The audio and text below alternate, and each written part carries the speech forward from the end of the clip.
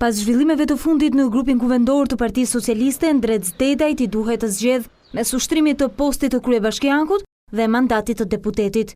Kjo pasi Arben Doka vetëm pak ditë më parë dorëzoi mandatin e tij për qarkun e Lezhës, duke e lënë vakant karriken e ligjvënësit.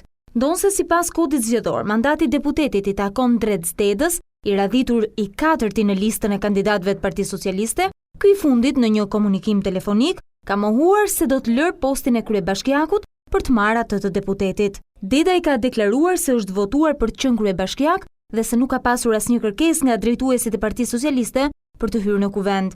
Megjithatë, Komisioni Qendror i Zgjedhjeve është i detyruar ta pyesë Dedajn nëse do ta marrë mandatin e ligjvënësit apo jo. Nëse Dedaj do t'i qëndrojë asaj çka ka deklaruar se nuk do të lërë detyrën e kryebashkiakut, atëherë mandati i kalon emrit pasues në listë, numrit 6, Eduard Ndocaj. Por edhe ky emër nuk është i sigurt, pasi fillimisht ka pasur një konflikt publik dhe mediatik me Partinë Socialiste dhe kryeministrin, dhe së dyti Ndocaj muaj më parë i është bashkangjitur një parti tjetër, Partisë Demokratiane. Nëse edhe Ndocaj nuk e merr mandatin, atëherë emri i deputetit të qarkut Lezhë do të vijë nga partia tjetër e koalicionit të majt, Lëvizja Socialiste për Integrim. Në këto kushte, mandati me shumë gjasa do të shkojë kandidatit tjetër, Petrit Gjoni, i radhitur i dyti pas deputetes Monika Kryemadhi në listën e Lëvizjes Socialiste për Integrim. Por problemi vakancave në Lezhë nuk mbaron këtu. Pasi nëse deputeti Armando Prenga do ta dorëzojë mandatin për shkak të ngjarjes së ndodhur në Laç, atëherë Partia Socialiste do të ketë një tjetër vend për të plotësuar.